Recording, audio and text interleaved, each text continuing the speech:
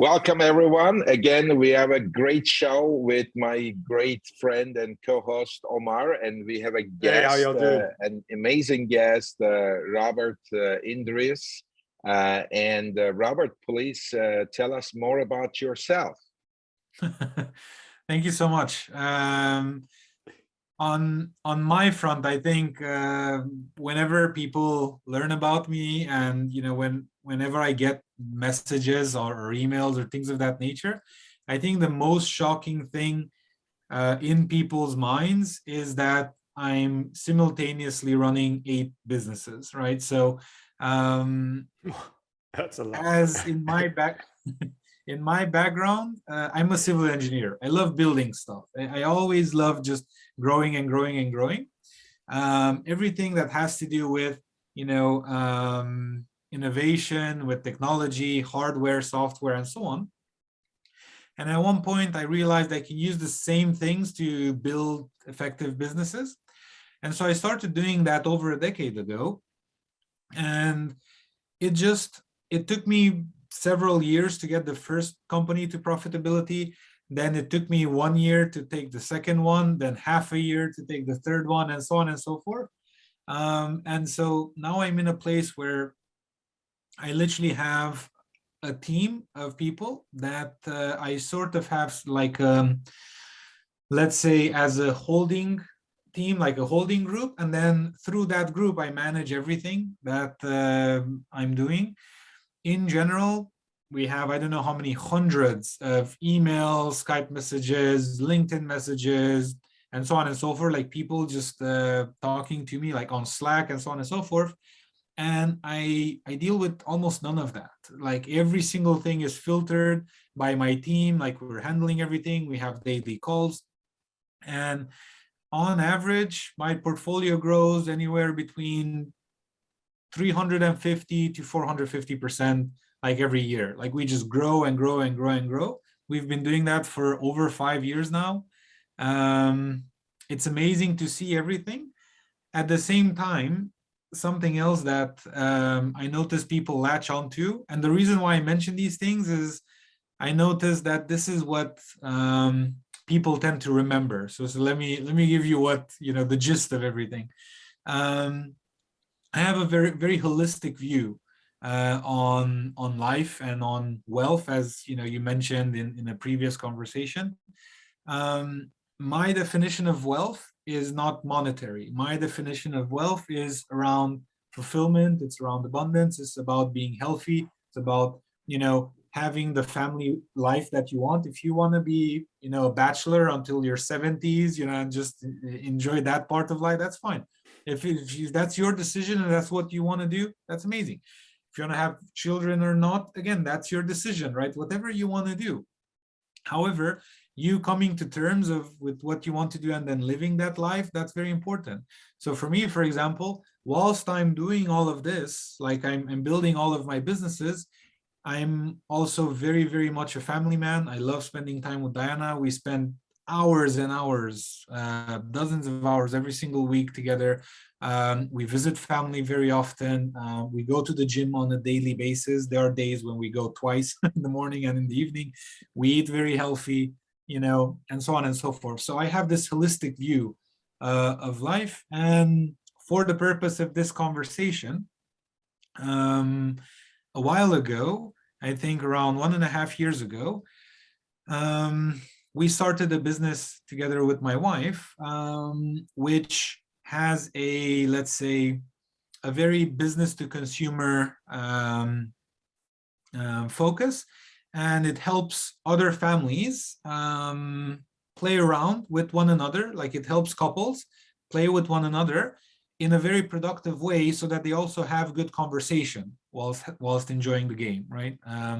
The company is called Better Topics, or products are called Better Topics, just various versions of them. And we're selling that on Amazon. We're selling it on our website, on Etsy, in I don't know how many other countries. We have mobile apps and so on and so forth. So I have my hands in various things. So hopefully that gives you a good enough perspective. We are also enjoying time, and that's one of the things that I fully agree that, like every muscle needs recovery, the brain, the mind needs recovery too. Yeah. If you do not give Definitely. the time to recover, then it doesn't work properly. And a Yes. lot of things that you see and feel during the day, you need to digest them, right? In some ways, like this recovery time is also for the brain to understand better, like every single thing. And maybe we'll find a most sophisticated but the simple solution at the end, like, and that's that comes with experience as well, I guess, like, so Definitely. great to hear about that. Robert, of course, like the focus of our focus pretty much in this call is like how the Amazon is growing and the aggregators and the brands and what would be the strategies. Now you mentioned that you own a brand, so Robert, like, what's your feeling now? Amazon is growing with the aggregators. You know the European space even well with your brand. What's your feeling about the Amazon business and the aggregators? Involvement in the last 2 years. So on our end, Amazon for us, and I think for many brands out there, Amazon is a marketplace, right? It's somewhere where you can go directly to consumer. And all of marketing and the principles of doing business properly never change. The business changes, the product changes, and many other things, but the principles of how you do business properly never do. So when you do marketing, like proper marketing, what do you care about? Well, number one, you should care about what's your product, right? Defining the product properly. What's your audience? And then in between these two, you have two things. You have number one, where is your audience? Like, where can they find you? Where can they hear about you? And then number two, what's your message? Right? So these are the four things you need to do with regards to marketing. Like, you need to figure out where's your target customer, or sorry, who is your target customer? Where do they buy? How do they make buying decisions? What's the message you're going to reach them with? And then what's the product, right? And if you focus on all of these four criteria and you make sure they're optimized, you will always succeed, right? You will always be able to find those people where they want to buy, talk to them the way they want to be sold to, and so on. So so Amazon in the past didn't exist, right? So 20 years ago, there was no Amazon, not at this scale, right? It was like no one was talking about it at the level at which it is right now. They started with books, as you know, and so on and so forth. And so a while ago, a couple decades ago, Amazon wasn't even an option where you could sell your products, right? You could have sold your products in Walmart. You could have sold your products in Barnes and Noble. You could have sold your products in, at fairs or online on your website, whatever. Now Amazon is becoming larger and larger and larger. Why? Because Jeff Bezos has a very specific focus on the customer, right? And their needs and their wants. And that level of convenience that the customer is given through Amazon makes it a no-brainer for any brand to be there, right? If they don't have anything in principle against, the company or the management and so on, or their margins, them taking 30%, of everything that you're doing, right? If you can swallow that, then you can do business with them. But in terms of what they're actually doing, think of it this way. There's probably not a single week, there isn't a single week where someone from Amazon doesn't just leave us, something on our doorstep, right? My wife is ferocious about buying stuff on Amazon, like every single thing. And, she just does it over and over and over again. At one point, we were joking around that we believe at one point, if Diana stops buying stuff, someone from Amazon will just knock at our door to ask if we're okay, because we haven't made a purchase in like a week, so we buy a lot of stuff out of Amazon, and that's what everyone does wherever Amazon exists, right? So as brands, I can tell you from our perspective, it just makes sense to be there. And in our case, organically, we're doing hundreds and hundreds and hundreds of sales on Amazon with no ad spend. We just optimize. Omar helps us a lot, right, in using the right keywords, figuring out how we should sell, and in the various different areas where we're selling and so on, right? And the moment we're ready to go into Europe, again, with Omar, we can do, localization, making sure we have the right product in the right countries and so on. So it's just, they help. It's such a no-brainer, we call it in the US, right? So I think in terms of where aggregators fit in, aggregators are nothing else I see than the companies that can see the potential and can maximize the potential of whatever it is that a brand is doing, right? So let's say you're doing right now 1 million, but you don't have $5 million to put into that $1 million a year product to take it to 10 million, right? You don't have that capacity. You do not have that capital. However, there are other people to do that. So whether you go to raise funds, right? You give part of your company, you raise venture capital or private equity or whatever it is you do, or you go to an aggregator, you sell outright, you have a big payday, and then your product and your brand goes further. I think as long as, and this is very important, as long as clients keep getting amazing products at very good prices, I think everyone wins, right? Because think about it this way, as a brand, let's say you have a business like ours that's, making money every single year. If someone comes along and says, look, you know what? I'm going to pay you 20 years worth of the money you're making right now immediately. I'm just going to pay it right now, right? Like you right now, this is how much you're making. You're making 100 grand. Okay. I'm going to give you $2 million outright right now for your business. And then you're thinking, okay, well, that's 20 years worth of effort right there that I do not need to put in anymore. Guess what? That's an amazing freaking offer. It's like you stop to think about it. You're like, yeah, that's a great offer. You can also stop to think, well, my life needs to change. I need to do something else. 2 million in our economy isn't that much money. But if you really stop to think about it, you're like, that's the reality of what it is. Obviously, if you're making $1 million right now and someone comes along and says, okay, here's 20 million, and the game changes again, right? So I think for a brand, for someone like us that owns, a brand on Amazon that's selling and selling and selling, and in our case, for example, Amazon isn't even our biggest, how should I say, like our biggest focus.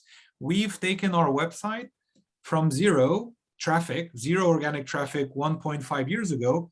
Now we're getting over 150,000 people coming to our website every single month organically, just from SEO that we've done in 1.5 years.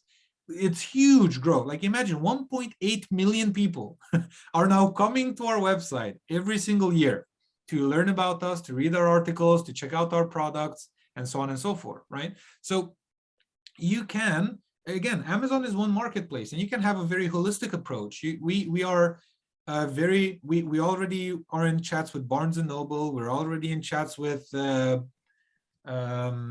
John Lewis in the UK, right? These big retailers with dozens, if not hundreds of locations everywhere in their respective countries, and they want our product, right? There's like, oh, we love the product, it looks great. Let's do business, right?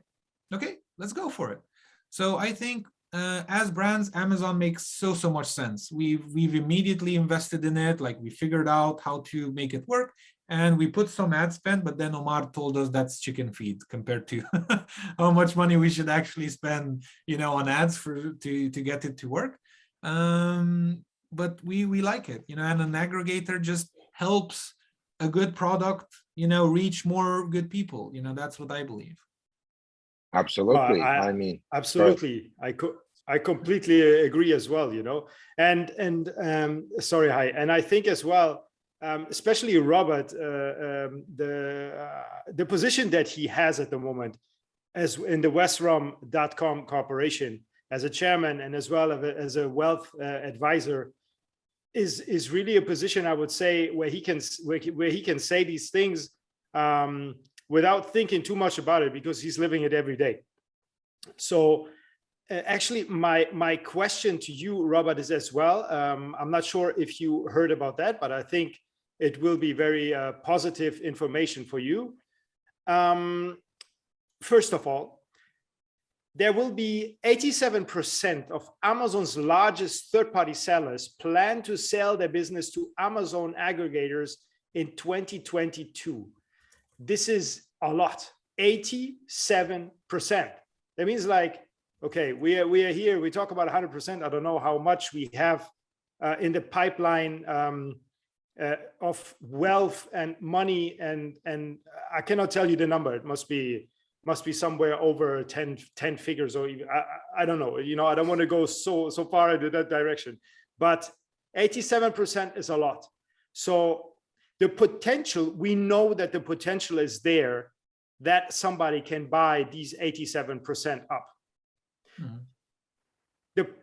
What I see is, where if they get, I don't believe that they all get bought up, you know, because there are some which makes no sense to buy them, you know, in terms of profitability, you know, everything. But imagine if now in 2022 only 50% get bought up.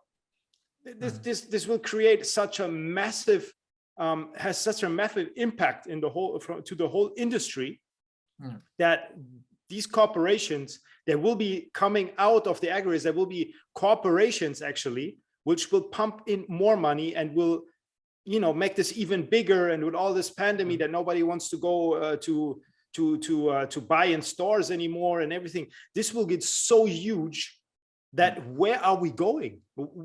What is it? Where is the? I mean, where is going to stop? That is my question, you know. And I'm asking myself, and you know, I can. This is my question. Yeah. That's an amazing question. So many people ask this type of stuff, you know, like, okay, everyone has a computer now. What's next? Okay, then everyone got the laptop. Okay, then everyone got the smartphone, right? Right now, who do you know doesn't have a smartphone with like a big touch screen? Who? Because I don't know anyone. Like I might know 2 people, and that's just intentional. They intentionally don't have smartphones, right? Because they decide to. So you see this happening in the and I had a similar thing in the automotive market. Everyone has a car already. They already have a car. And guess what? Jaguar wants to sell more cars. BMW wants to sell more cars, right? Volvo wants to sell more cars. Mercedes, everyone wants to sell more cars. All of these companies, they don't want to stagnate. They want to grow. And you know, they still want to sell more cars. So they need to, guess what? Change the way they operate. Because there are no more people. Everyone has a car now, right? So you need to now figure out something else. What will you figure out? You'll figure out different ways of doing it. Volvo is amazing at this. They're innovating like crazy. I've had chats with their VP of innovation, I think like a few months ago. And we were literally at the dinner table. We're discussing, there are several of us, and the types of things that the guy was telling me was shocking, and something I know they ended up a level. That's true. Yeah. Something that they also like. You can look this up. Volvo will start selling cars directly to consumers, like not through what's it called, dealers, or not through, you know, other things. Directly to, you want the Volvo car, guess what? Go online, just put in the specs, like everything you want, and then it will say this car €500 a month. That's it. And you put in your, you know, card, and so you can buy a car on your credit card. Like, this is the reality of what's going to happen.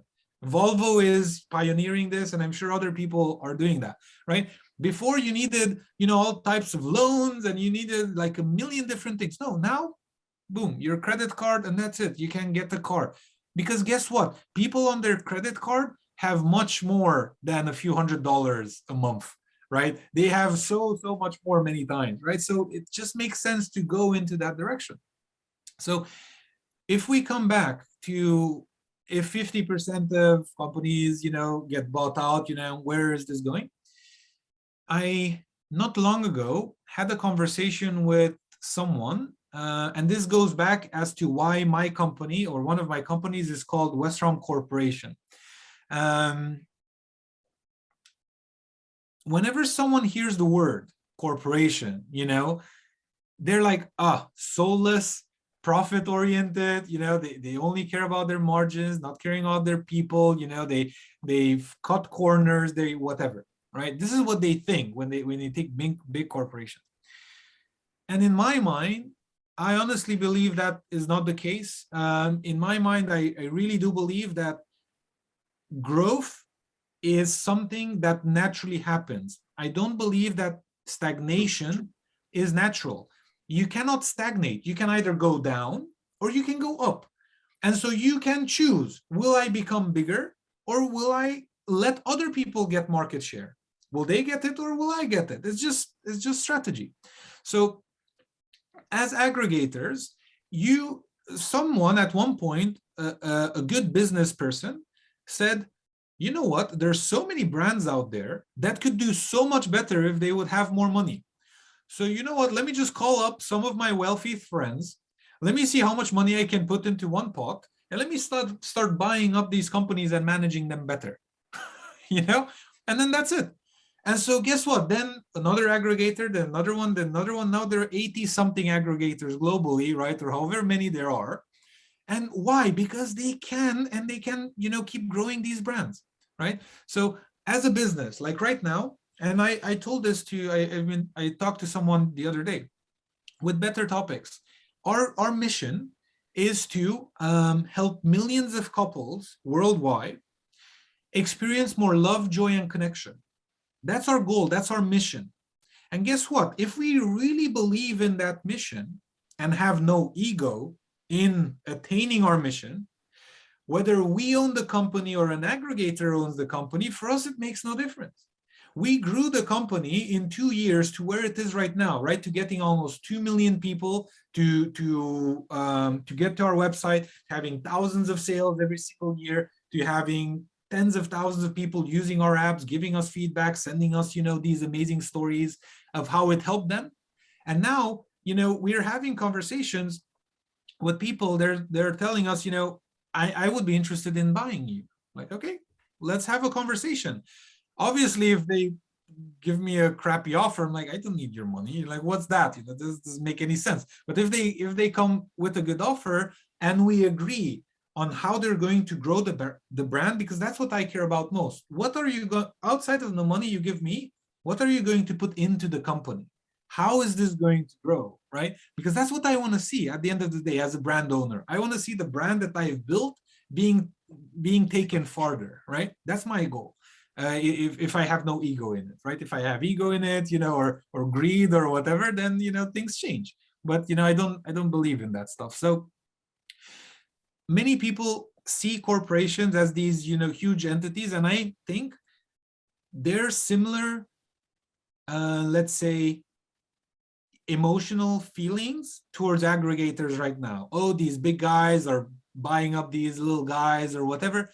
Guess what? It's not against the little guy's will. No, the little guy said, yes, put $5 million into my bank account. Thank you so much. Yes, do that, right? So it's not like no one's forcing anyone to do that. So these aggregators are literally making the dreams come true of these brands. Why did they start the brand? Because they wanted wealth for themselves, right? They wanted to create an amazing product, and through the sale of that amazing product, to pull themselves out of their economical state, right? To become millionaires or to whatever it is that they wanted to do. So guess what? The aggregators are helping them reach their mission, right? More products, more amazing products to more people, and they're helping them reach their financial goals. So what bad are they doing? Tell me again. Well, what's the bad that's happening here? Nothing. So where is this going? If 50% of brands are being bought out, guess what? There's always invention.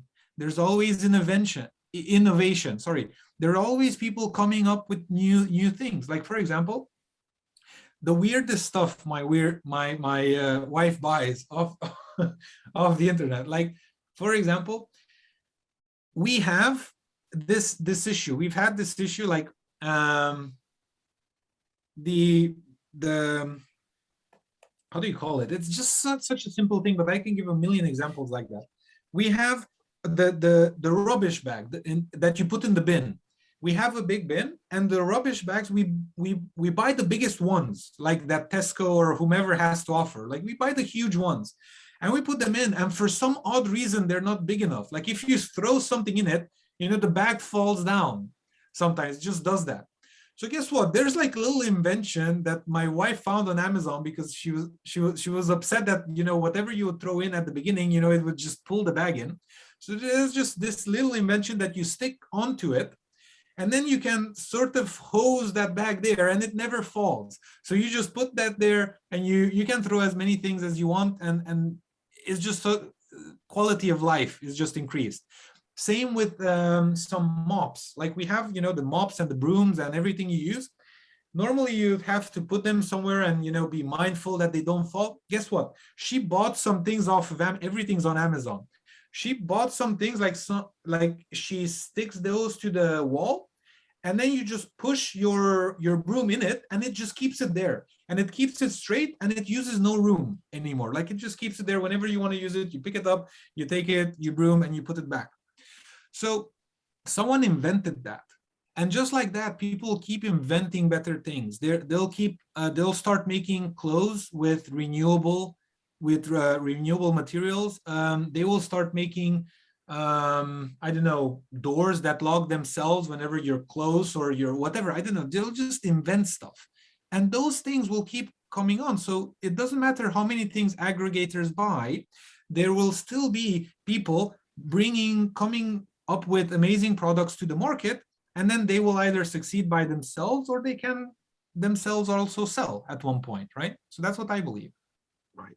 I mean, that's a great conversation. And what I like about Robert is like, he's really explaining the things in a very simple way.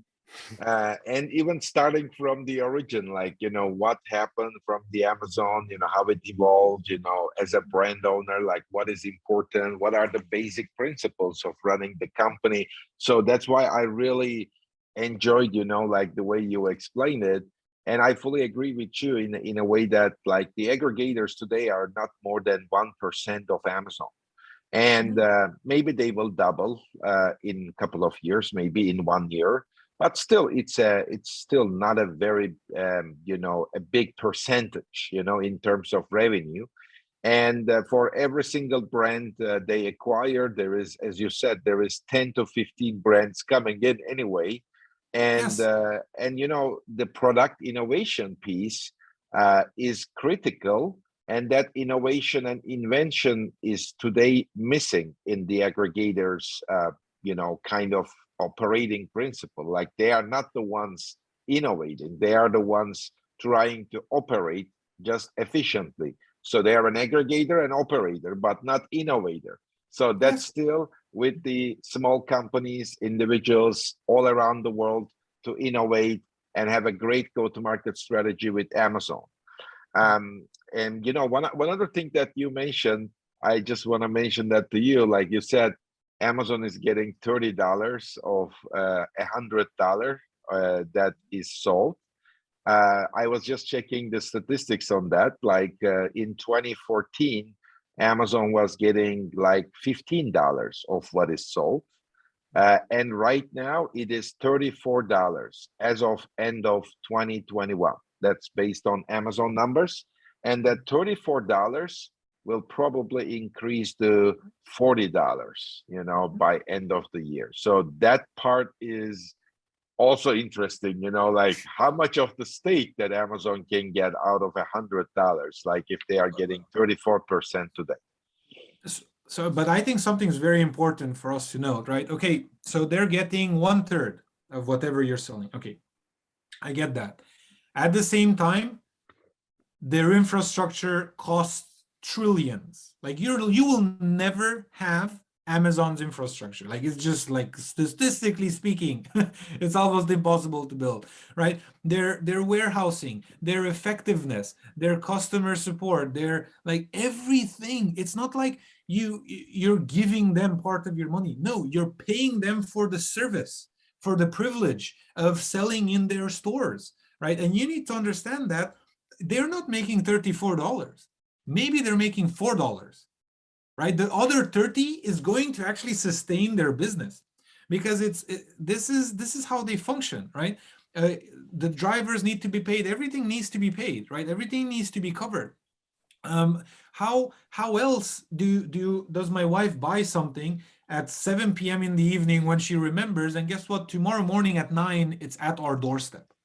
That costs money, a lot of money, so it's like, okay, you're giving money to Amazon, but you need to be smarter than, I'm not talking to you guys, I'm talking to anyone that believes that, oh, they're taking so much of my money. No, you need to be smarter than that. I think as a business owner, if you would do all of the logistics of what they're doing, you would pay $90 out of 100 to do everything that they're doing, because you could not do it because they do it at scale. That's why it's $30 out of 100, right? And I think based on what you said as well, if we take a look at how Amazon functions, as a corporation, this is what I wanted to say earlier as well, with regards to why I named Westrom Corporation, is because I worked in a lot of odd jobs, like how you worked in Oracle. I worked in a bunch of, international brands as well. And I was always exceeding my targets, like literally like always doing amazing.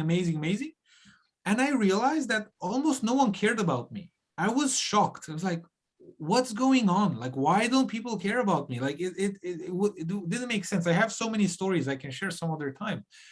But at one point I said, guys, you have no idea how to treat people. It's crazy. Like, how have you lived in business for so long, right? And they're good at managing. That's the thing. Like, as you said, aggregating, manage. They're good at something. And because they're good at that, they can take it forward. But they don't have a holistic approach. So I said, I want to start a business of my own, so that I treat people well, both my clients and my employees, but employees first. I start with my employees first. If they're happy, my clients will be happy, right? So that's my philosophy on business. So I work on that side.